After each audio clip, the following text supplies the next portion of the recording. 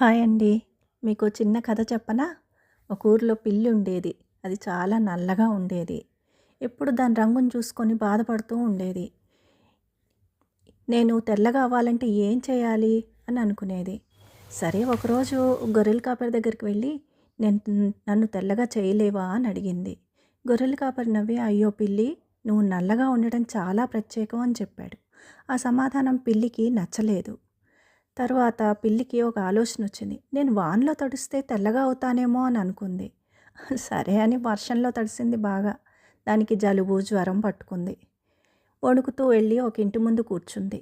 అక్కడ ఆ ఇంట్లోంచి ఒక పాప బయటికి వచ్చి ఆ పిల్లిని తీసుకొని ఏం జరిగింది అని అడిగింది. నేను నల్లగా ఉన్నాను, తెల్లగా అవ్వడానికి వర్షంలో తడిశాను అని చెప్పింది. పాపం అమ్మాయి నవ్వుతూ నువ్వు నల్లపిల్లివి కాదు, నా ఫ్రెండ్‌వి అని చెప్పింది. తన్ని ప్రేమగా దగ్గరికి తీసుకొని తలనిమిరింది.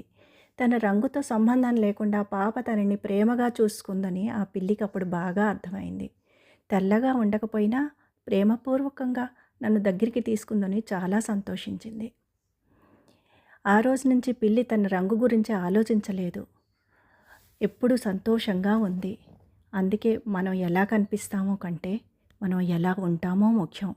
మంచిగా, ప్రేమగా ఉంటే మన రంగు అంత ముఖ్యమేం కాదు కదా!